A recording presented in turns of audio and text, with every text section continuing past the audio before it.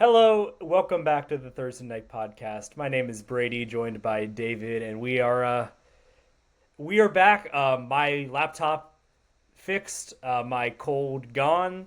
Uh, we are also back in the sense that the vibes that might have been approaching good even for Georgia State basketball have fallen off a cliff. We are back kind of where it's been for most of the season with Georgia State athletics. Just been one of those years, and I must say I've been distracting myself, enjoying myself, watching a lot of the Winter Olympics the last couple of weeks. We have not talked about the Olympics ever, and we talk about basically every sport in the sun. So I don't actually know if you have any attachment to the Olympics or not, David.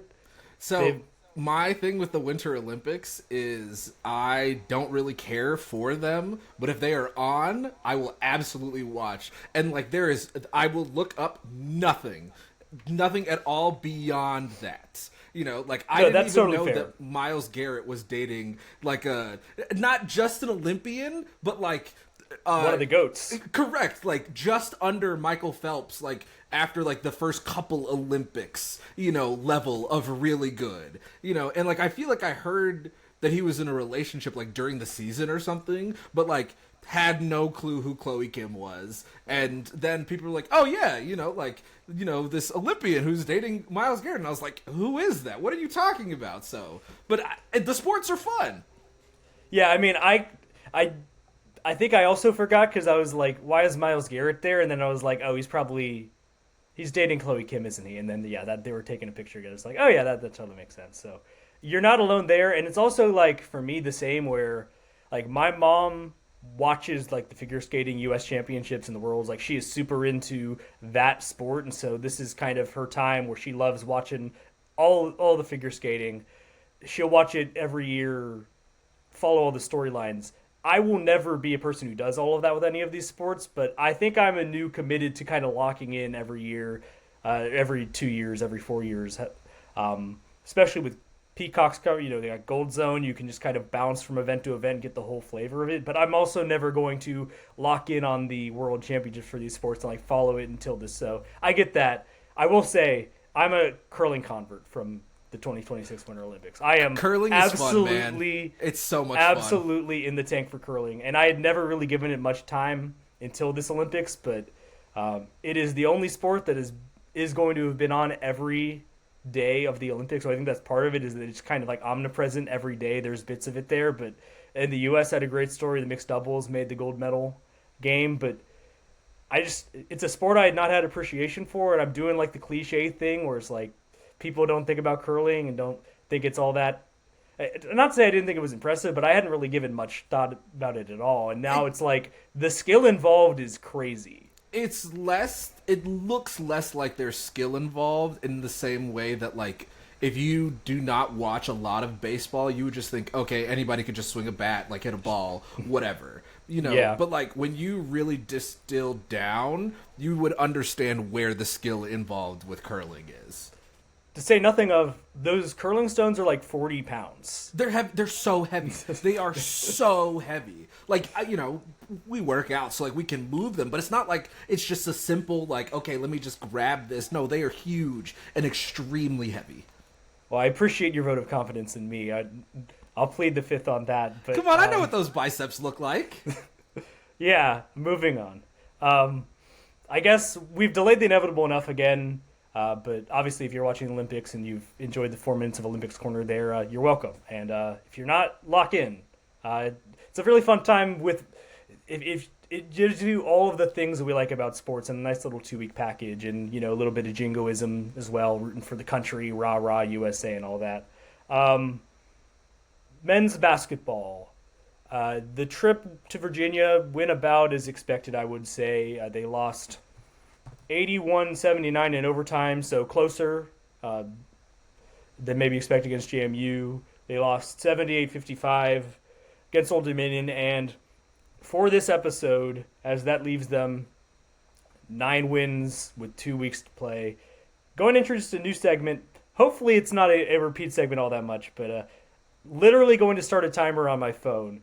5 minutes or less, we are going to go through this and not spend that much time on it, giving it the adequate amount of time. So with that in mind, The 15-point comeback was impressive. They were kind of like, I was putting that game on Thursday against JMU kind of to the side of like, all right, this has got away from them, and we've seen this before. And then they fought back. Jelani Hamilton kind of went crazy, overstretches the game, ends up with 28 points, 9 to 21, 4 of 7 from 3. Micah Tucker, who got injured in the game, ends up missing the OU game, battled and basically willed them to overtime. He scores the final 4 points there to force it to a tie at the end of regulation. But it's one of those things where you just left yourself, like you had gotten so much to dig yourself out of that hole that you just didn't have enough juice to finish the drill. And Cliff Davids gets a game-winning layup with 8 seconds left. Another game winner potential at the horn for Georgia State misses. They lose that one. And it felt like they put all of their eggs in that basket because, Micah Tucker, really good player. He's really come on strong. He did not play against Old Dominion. That can't be a reason for you losing by 23 in a team that is about a similar record for you, not had a lot of success. And especially 55% shooting you gave up, 47% from 3. Like, Micah Tucker was not your defensive stalwart that is the reason you were held together at that end. So, yes, he wasn't playing in that game, and maybe that's part of the reason why you only scored 55. But, the rest of it is just kind of like that isn't okay. And yet we've seen performances like that over the last 4 seasons where it's starting to become more and more normalized. It's like, oh yeah, another double-digit loss, another loss on the road. And all of it is feeling so normal. And I can't even give them they only lost by 2 points to James Madison because, as you said, they had to erase a 15-point deficit. Not necessarily deep into the second half, but in the second half they were down by 15. That's just, you can't do that. And it's the same song and dance that it's been. Getting out rebounded, committing too many turnovers, not really putting the ball through the hoop, although they shot the three, relatively well. 43%, 10 of 23 against James Madison. But they're only getting production from 1-2 players, and that's honestly it, and that's just not good enough. It's not good enough, especially when the defense has just fallen completely off of a cliff during this run. South Alabama in this current 6-game losing streak, South Alabama is the only team that has been held under 70 points. That's just, with the way that their offense has been so Jekyll and Hyde, that's just not good enough. Yeah, it's weird because you look at the numbers on the season as a whole, and clearly the offense has been a problem a lot of games. The analytics still like the defense more, but it's been such a problem defensively the last few weeks. I don't know where it went. They're tinkering with the zone every now and then, but it's never been that effective as a stopgap, and they're just not getting stops. They're not making it hard on opposing defenses, and it's kind of like whether it's other teams getting out in fast break, other teams doing their half-court sets. It doesn't really matter. And they're trying stuff. Christian Beam has moved in the starting lineup this week, which was a change Jonas made, and hasn't done anything to really change the dynamics. And I mentioned it earlier. I put this stat out on Twitter. It's not, fun to keep digging up these kind of stats that just keep getting more, just dark and dark, but, now that the road slate is wrapped up this year because they have 4 to end the year at home, in Jonas Hayes' 4 seasons as Georgia State's head coach, they are 11-43 on the road. Sorry, 11-45 on the road. I shorted them 2 losses. They are 9-27 in Sun Belt road games. And of those 45 overall losses in 56 road contests they've played, 25 of them have been by double digits, including, obviously, the one against Old Dominion on Saturday. It's just amazing how quickly this has been normal when, any loss in conference play, any loss at, by more than a couple of scores 5 years ago, 8 years ago, was a big shocking thing for this program. It's just kind of oh, how the mighty has fallen, kind of personified in one result there on Saturday against ODU. Yeah, I'm not saying that Georgia State used to go on the road and, it was always okay, if it was the tournament team, Little Rock team, that would be the only road loss, right? They would still lose a couple of games on the road, but it would never look like this. Never. We had 17 seconds left. We ran it out. There's really nothing more to say. 2 more losses. Like I said, they're done with the road slate, but it's really hard to put a lot of expectations on the remainder of the schedule. starting this week. They are at home Thursday at 8 o'clock. I use as air quotes if you're just listening because it is after a women's game will be played at 5:30. So I'm taking the over on that start time. I feel like it's going to be a pretty late one in the Convocation Center on Thursday. And they're playing rivals Georgia Southern, who are 15-12 right now, kind of in the pack with them in just kind of the Sun Belt standings in general. They are 7-7 in league, so just one game ahead of Georgia State. But you will remember that until the Old Dominion game, they were the worst road loss Georgia State had in conference play this season. Opener, they lost 90-67 way back in December. So the ODU game ties that as like the worst result this team's had on the road this year. It's about the five-letter word pride. Like at this point, it's kind of like you don't want to get swept by your rival. You want to get off the mat after the losses you've started piling up at the end of the year. And it's just, obviously Mike Tucker didn't play last game. Is he going to play? Obviously it would help them, but it's not going to necessarily be like a season altering thing if they get a win here, but I think it would mean a lot. Certainly it is never fun for Georgia State fans to have to stomach losing twice to that team from Statesboro. And so this one's at home, and that's kind of the best thing you can say about it, because it's still, with what we were just talking about, how the defense has been bad, this is a Southern team that'll go up and down the court on you, shoot a bunch of threes, and so if the defense is not any better in this game than it was last week, then there's no reason to expect the result's going to get any better. Yeah, and it's a Southern team that has not had a ton of success since they played. They had beat Georgia State and kind of continued on that long winning streak, and then they've definitely struggled in conference play. I was curious to see what their record was because, as Georgia State was kind of piling up wins, what a concept. As Georgia State won those 4 in a row, and, I think like 6 of 8, I had noticed that Georgia Southern had dropped a few games, but then I charted it out, and I think Georgia State ended up being like 7-8 since then, and Georgia Southern was like 6 of 7 since then. Sorry to the kids those are the games that they've played.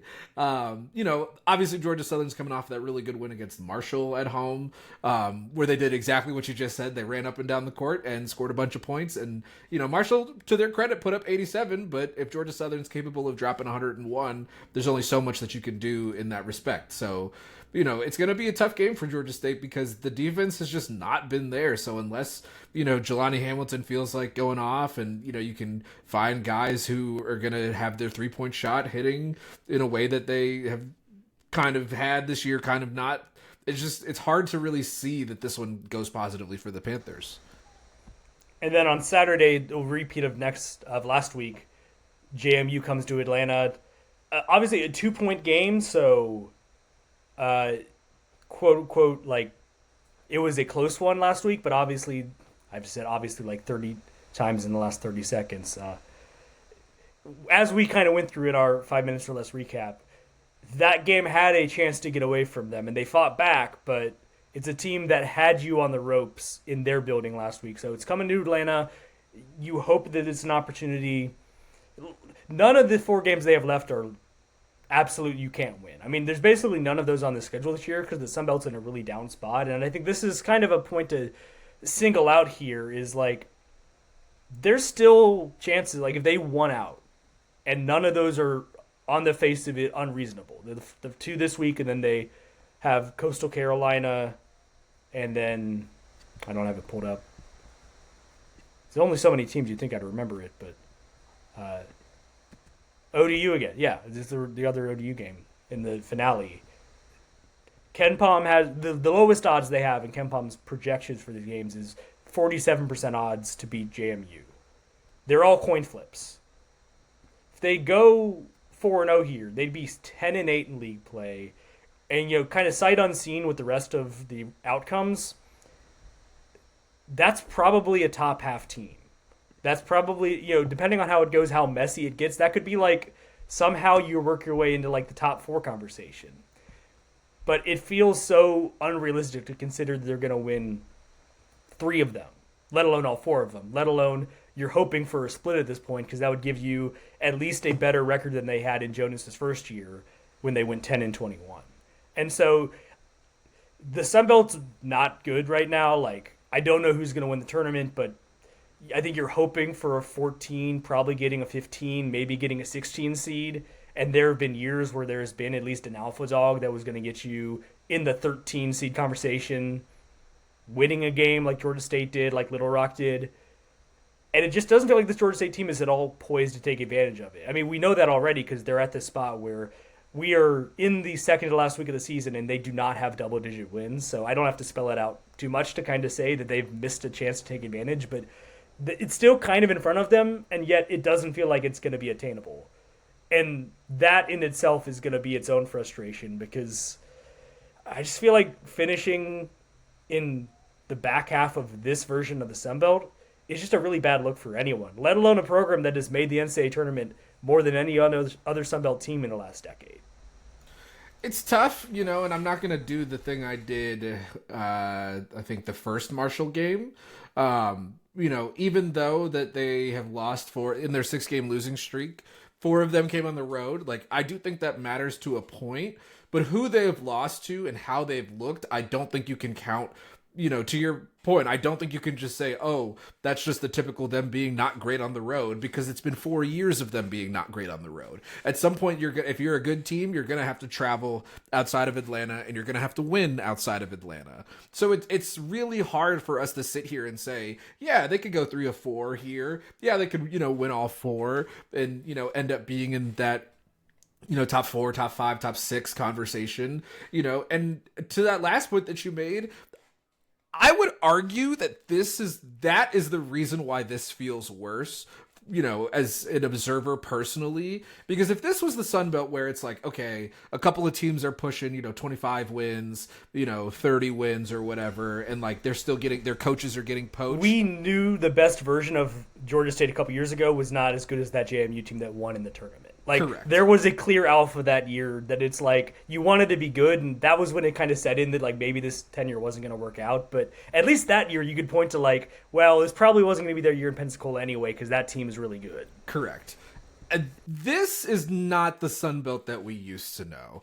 And one thing that I've kind of struggled with is I'm not really sure what the reason is, because it's easy to say that it's like, oh, the transfer portal, oh, it's NIL, blah, blah, blah. But there are a lot of other high major conferences that have not had the same level of downgrade in their basketball. Mid-major. I mean, did I say high? Sorry, mid-major. Yeah. Yes, that's right. I apologize. Certainly not a high major year for the Sun Belt in basketball. Certainly not. There's other good conferences from the mid-major ranks that have either they were good before all of this started and they've continued to be good, or they weren't all that great and they have kind of elevated themselves. Conference USA has left the Sun Belt in the dust in basketball. Yep. Not close. They are considerably one of the best mid-major leagues. Can you imagine talking to your 2018 self, your 2021 self, and having a serious conversation to say that Conference USA is a better basketball conference than the Sun Belt? Like, a lot better. A lot better. And that, unheard of.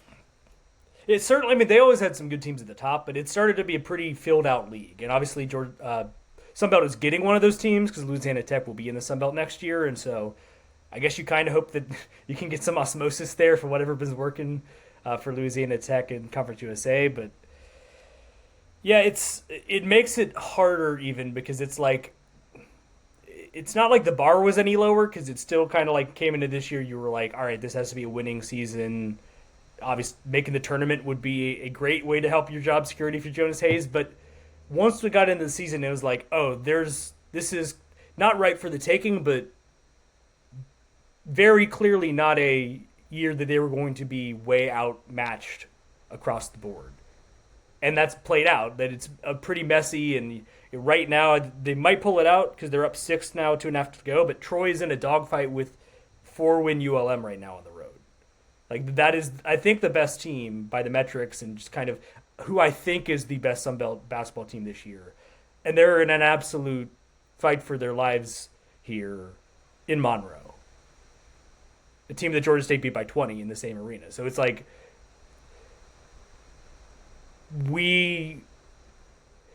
I think it was going to be disappointing no matter what if this year wasn't a success because standard is still the standard and hasn't been there for a while. But it feels like if this team was like 10% better, they could have a winning record right now. But being that 10% worse and in the same situational spots and all the same things has just been a symptom of this team the last 4 seasons. And it has been what's plagued them, and it's what kept them from taking advantage of what this year was, I think, an opportunity in a down year, kind of the downest year in a downtrend for the Sun Belt in basketball. Remember, before the Jack State game, mid was the ask. Mid for Georgia State basketball. Right. Yeah, I mean, we're far away from when we started this podcast talking about this program. And I would like to get to the point where this offseason and going forward, we can entertain that again and see it get back to that stature. Because, frankly, there's no excuse for this happening. They've got a new arena. NIL had a big injection. And, this is better set up than it was when Ron Hunter had this thing cooking and taking teams to the NCAA tournament. And obviously people out there who stopped paying attention to Georgia State might think it was an RJ Hunter thing, but they made the tournament under Ron Hunter more times without his son than when he was on the team. Now, granted, it should have been a tie, but he had this thing built in a way that was fairly sustainable, that Rob Lanier kept going with some of the players carrying over, but a new system. And now we're where we're at, where you're hoping for 2 wins to not have this be the worst season under Jonas Hayes, and you aren't sure you're going to get it. So we're pretty on the face of it here. I don't think we try and spin any yarns and try and tell people listening what they want to hear and what will make them feel good. I mean, we also don't go out of our way to take shots, and I hope that comes across as well, but there's not any reason to project positivity except that there's only 4 games left and probably just one more after that in Pensacola. And then the offseason can begin and everyone can stop thinking about this season and probably this coaching tenure at Georgia State and look towards better days in the future, because we've seen what we're going to get at this point. Yeah, I miss the excitement of tournament emergency pods. I mean, when was the last time we've had to do one of those? And it's less a matter of, and I know that that's selfish, to be clear. It's less a matter of, you and I need something to get up for, and it's just as you said, if somebody had tuned out over the last couple of years, they probably would have just been like, oh, okay, Georgia State probably have been bad for, when Coach Hunter left about 6-7 years ago. I did it again. They had good teams, They had good teams. You could make a case that during the canceled Sun Belt tournament, they could have gone on a run then. Well, they did get eliminated before the tournament ended. They did, yes, but there was... We're just going to say there's weirdness. Yes, there was weirdness, and, I totally understand that. And even after that, they still went to the Sun Belt tournament in, years after that. Sorry, the NCAA tournament. So it's frustrating because it's not a case of, oh, Coach Hunter left, so that's it. Georgia State they've just been bad since then. That's just not true, so...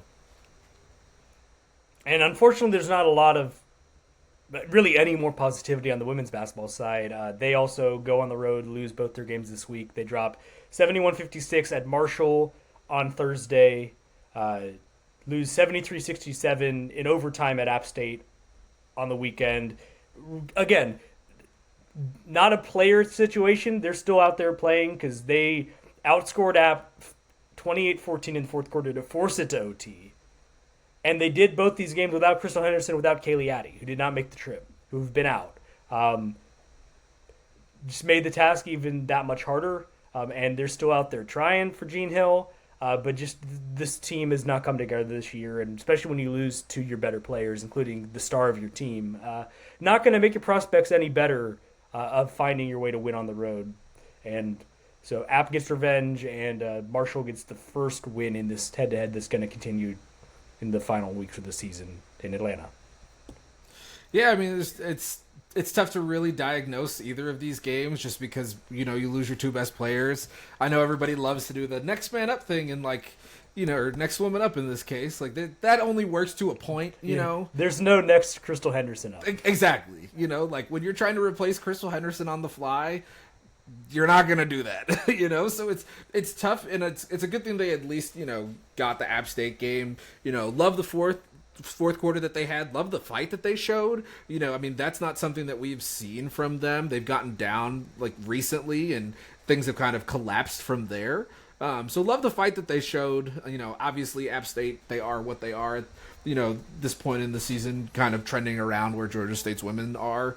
But it was a tough task for them anyway. So hopefully they get some health and can come back this week.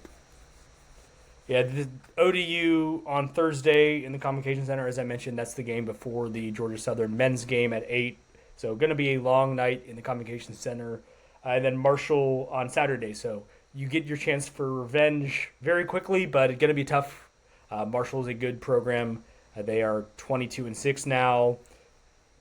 Half game out of second place at the top of the standings. And Georgia State women's 9-17. They're 4-10 in league play. So still some chance for mobility if they find a way to, I don't know. They kind of need to win out at this point and then hope for some luck still. But right now they would be in 11th place. They are a game and a half out of 10th. So they're near enough stranded in the first round as things go right now. They would need a real turnaround to avoid that, I think, because they're going to need, I think, some help with tiebreakers as well, because ULM is one of the teams a game and a half above them, and Warhawks have that head-to-head, and so even if they're able to go on a little run, feels like they're going to be, whereas the men have a chance maybe if they're able to win 3 or 4 of their games, they could have a really nice record. The best case for the women is going 8-10, and that would probably get them maybe to the 7-8 line in the best of cases. So 4 games left, all of them at home. That's obviously a positive, but not nearly as much that they can really kind of turn around on their own, and not as much upward mobility in the standings, and kind of another season that doesn't feel like it's got that much more legs on it past the regular season, and it might be for the best as far as kind of drawing a line under this year, just being a step back from last year, a disappointment, and try and regroup and head into next year and kind of get them mixed together quicker, because it just felt like the team never really gelled in time and never was really able to establish any positive momentum. And now at this point, when you're losing your best players, that just makes the task even harder. Yeah, I mean, it sucks. It sucks because there was some hope, like you said, from last year. But sometimes sports, they can be a cruel mistress, and this unfortunately does happen. So home games for the basketball teams this week.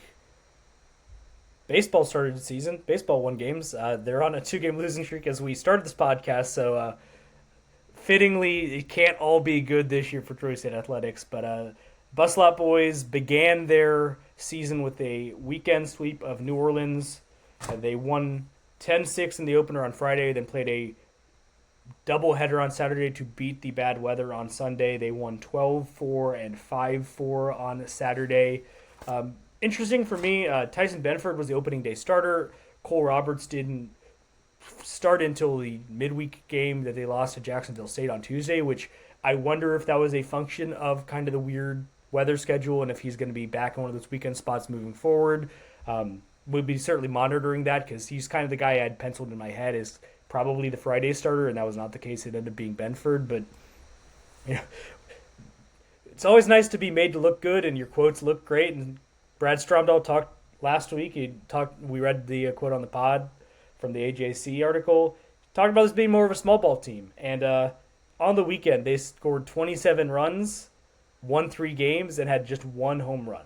So that fits the bill of what we were expecting, and maybe this being a different flavor of Georgia State baseball. And for their weekend series against a team that you hoped you were going to win and maybe even sweep against, they got the job done. They did get the job done, and I appreciate that they stuck to it. Before the pod, I had mentioned that they, not too upset that they scored double digits, and then in that third game, they were only able to score 5. Totally fine. It's hard to, have a full day of baseball like that. The one thing that's really impressed me, the bullpen. the bullpen has not given up a lot of runs in a way that I think, Georgia State teams have been kind of let down in recent years. I believe over the weekend, of the 10 runs allowed, the 14 runs allowed against New Orleans, I think like 5 of them were only attributed to the bullpen. Really good work by the bullpen, because that to me is where Georgia State has kind of had some issues. Yes, obviously some of the starters outside of the Friday starters have not necessarily brought their A game every single game, but that is one area where Georgia State definitely needs to improve upon. Just finding guys who will come in, throw strikes, get outs in the bullpen. Protect leads. Exactly. Protect leads. I'm not going to use the Craig Counsell out-getters thing, but like truthfully, there is something to the fact that good teams just find ways to get outs and protect the leads that their offenses can give them. And it also helps you get back into games if you are losing, if the bullpen is able to throw zeros. So good on them this past weekend. Yeah, and it's not like there have been years where it's like the bullpen only needs to give you 2 innings because you got a great outing, 7 innings. And we know the last couple of years, if a guy had it working, Stromdahl was going to push him into the 110 pitch range. Like, he was going to get every ounce he could. The most you got was 5 innings from Brian Crooms on the first Saturday game, and then Jake Hembry on the second game. Both of them went 5. Tyson Benford, 4 innings, 3 runs allowed, 4 walks, 4 Ks. So not an especially great outing from a guy that you're hoping is going to give you more moving forward. But in spite of that, the offense kind of set the table. The starting pitching didn't take you out of the game, and certainly in all the cases gave you leads to protect. And I think with the exceptions, I think it was Saturday. 6 runs in the game 1 on Saturday in the first inning kind of set you up in a real good spot. But no real scary spots. The bullpen, you gave up 4 in the 7th, so exactly 1 scary spot in the last game of the weekend series. Tied it at 4, but you get the game-winning run in the bottom of the 8th. You close the door in the 9th, get the job done.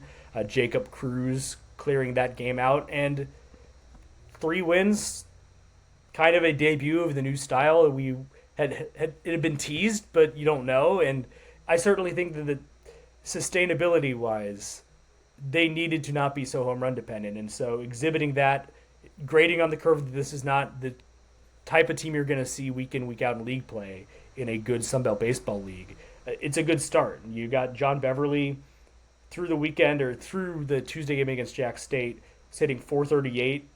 Jay Williams hitting .400.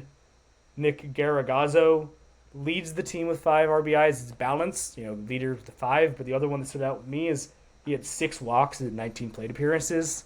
Not as sustainable. Like, he's not going to walk that percentage all year. He's not 2004 Barry Bonds. But it is always nice to see, even in small samples, guys letting the opposing pitchers put them on base. And a guy doing it in that clip. I mean, the one I remember recently kind of jumped out, his walk to plate appearance ratio, was Brennan Hudson, who's now at Georgia. Very early in that season, it was like, he is taking a lot of walks.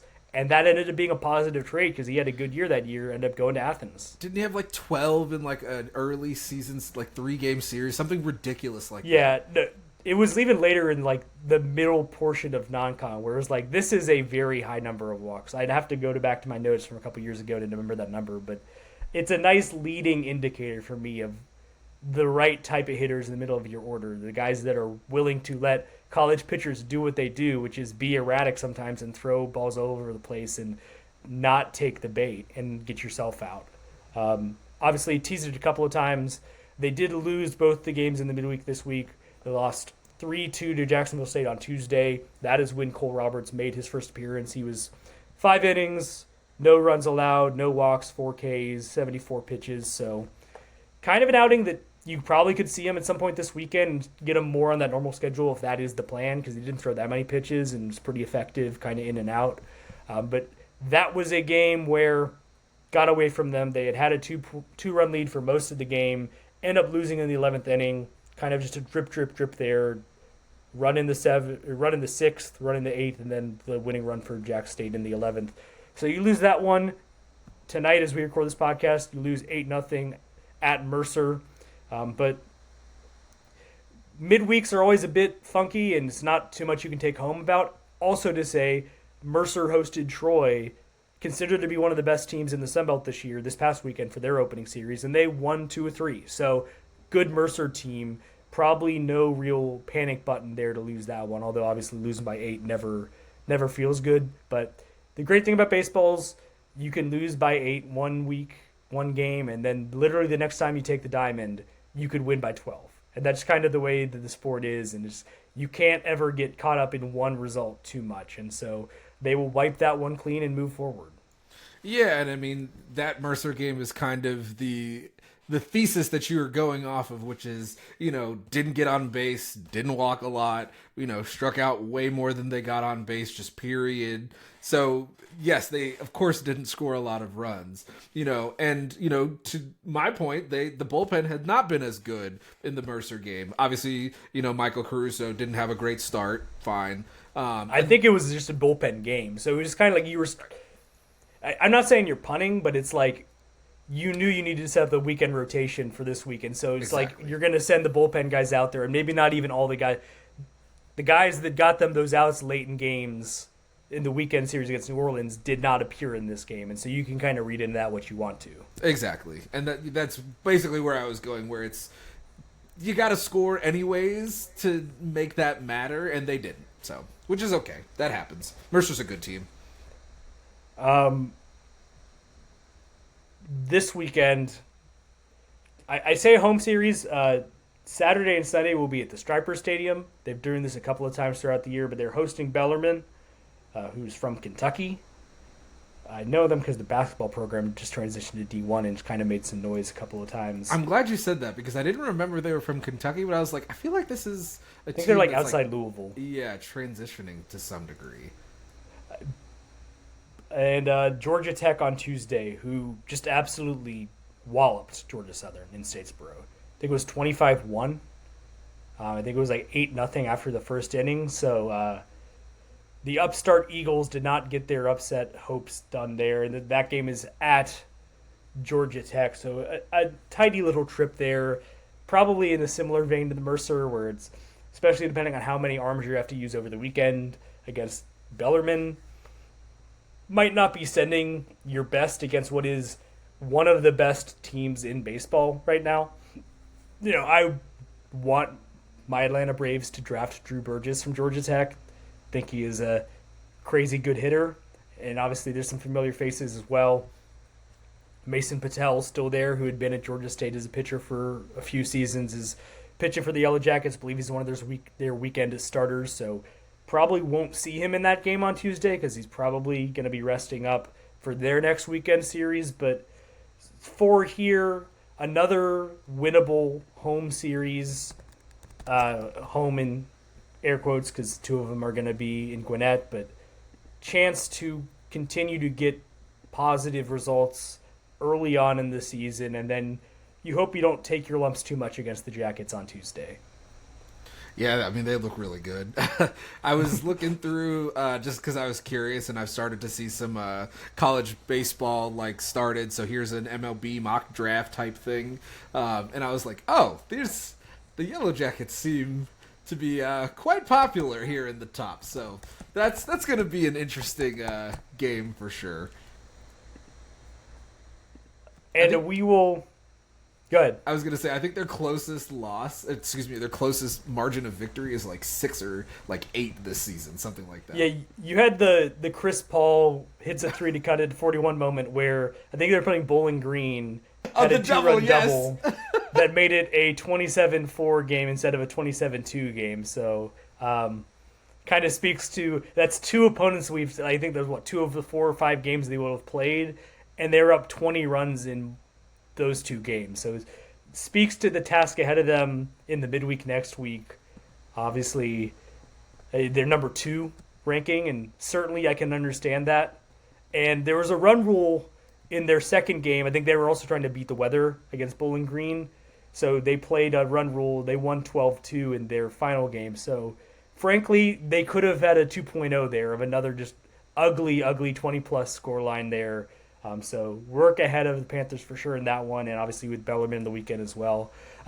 We just previewed all of that. We might actually be back before the end of that weekend series and before Georgia Tech game. Haven't exactly worked it out yet, but I will be on vacation next week, so I will be unavailable to record at their usual time. So you will either hear from us again sooner than usual, sometime at the end of the weekend to kind of wrap up the basketball, or we'll be back in your feeds after the regular season wraps up to kind of put a bow on everything moving forward. But in either case, we won't be too long before you're back in podcast feeds. Thank you for listening to this episode of the Thursday Night Podcast, and whenever that next episode comes, we will catch you next time. Thank you for listening.